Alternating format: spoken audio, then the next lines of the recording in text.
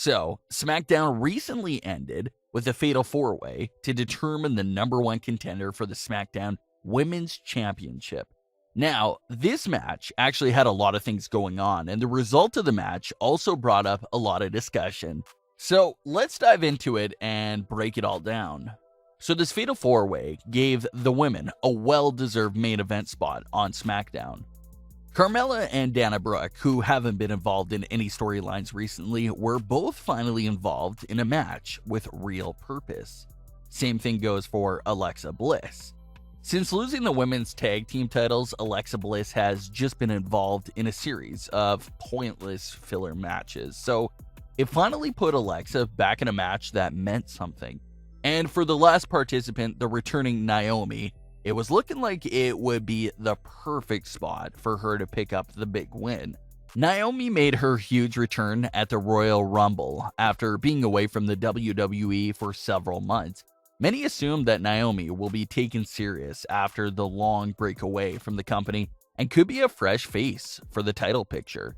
She was heavily featured at the Royal Rumble and even confronted Bayley the following week on SmackDown. Naomi delivered a great promo and even brought up the fact that Bayley has never defeated her. So off that segment alone, we all assume Naomi was being teased and hinted at being the next challenger for Bayley. But WWE decided to go in another direction with a fatal four-way, determining the number one contender for the title.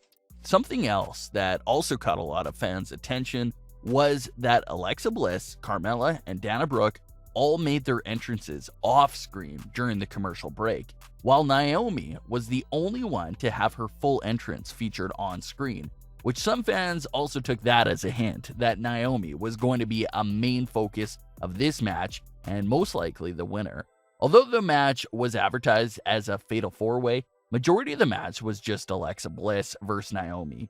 A lot of viewers also picked up on some tension and miscommunication going on between Alexa and Naomi, and they weren't in sync for large parts of the match. An example of this miscommunication can be seen when Naomi is setting up Alexa on the top rope for a big move.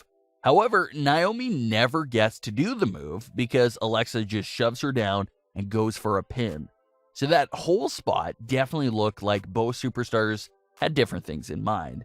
So with Alexa and Naomi being the main ones featured in the match, many fans assumed the winner would be one of the two, but that wasn't the case at all. Carmella came in at the last second to super kick Naomi and pick up the win. Now, Carmella winning was something that wasn't really expected and came out of nowhere. It's been a while since Carmella has had a championship match, so she's a fresh matchup for Bayley. But the main problem here is for Naomi. After teasing a feud the week before, many fans assumed Naomi was next in line for the title, but that obviously wasn't the case. Some fans also didn't like how Naomi had to take the pin on her first match back since her return. You had Alexa Bliss, who was already knocked out, and Dana Brooke, who could have taken the pin, but to go with the returning Naomi to take the pin definitely was a strange call. However, there is some story that can be pulled from this.